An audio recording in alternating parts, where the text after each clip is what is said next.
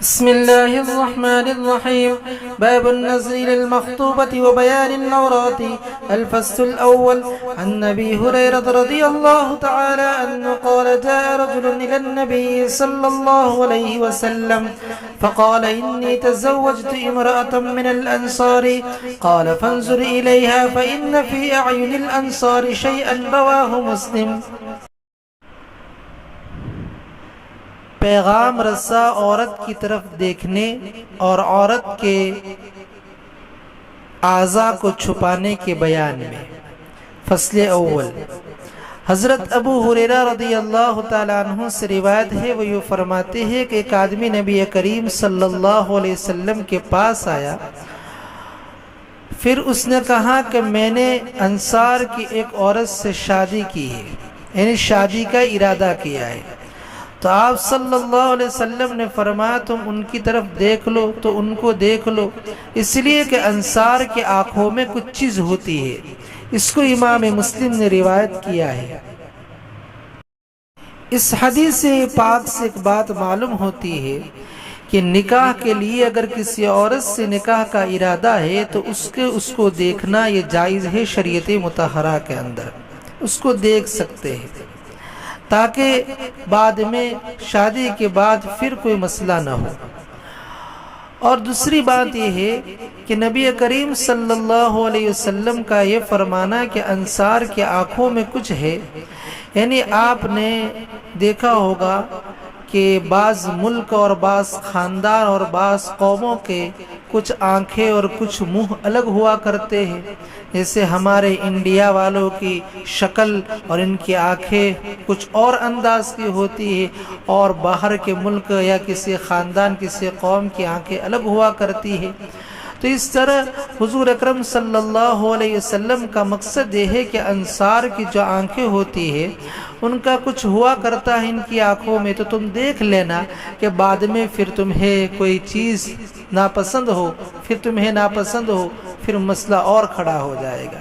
اس لیے آپ نے فرمایا کہ تم عورت کو دیکھ لینا. وعن ابن مسعود قال قال رسول الله صلى الله عليه وسلم لا تباشر المرأة فتنعتها لزوجها كأنه ينظر إليها. متفق عليه.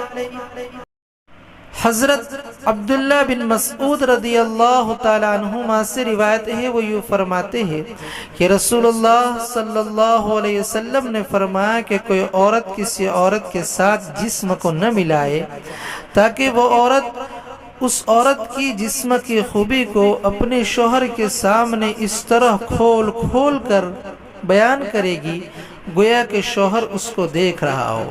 یہ حدیث متفق علیہ ہے.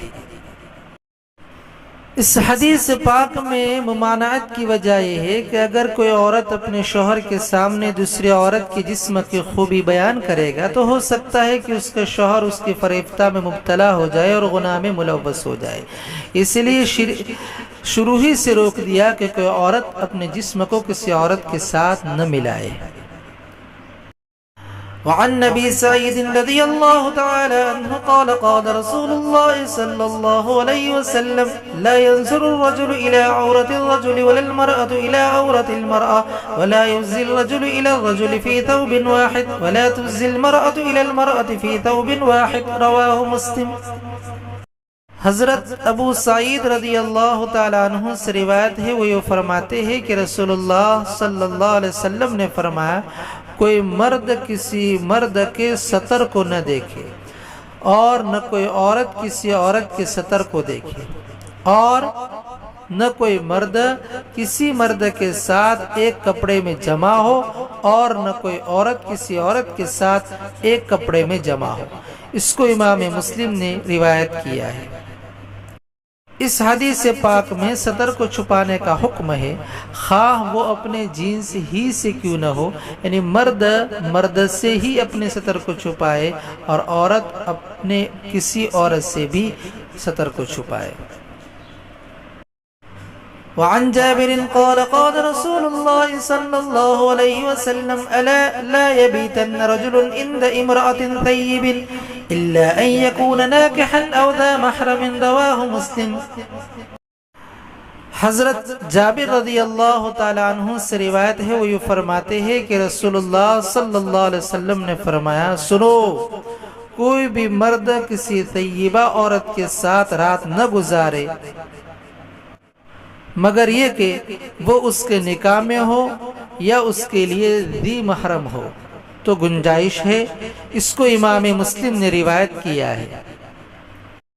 اس حدیث پاک میں طیبہ کی تخصیص یعنی اس کو خاص بیان کرنے کی وجہ یہ ہے کہ ان کی وجہ سے گناہ میں ملوث ہونے کا زیادہ امکان ہے، ورنہ تو کوئی بھی اگر طیبہ ہو یا باقرہ ہو، کسی عورت کے ساتھ تنہا کسی گھر میں رات گزارنا یا کسی جگہ پر رات گزارنے کی یہ شریعت مطہرہ کے اندر اجازت نہیں ہے کہ اس میں گناہ میں ملوث ہونے کا زیادہ امکان ہے۔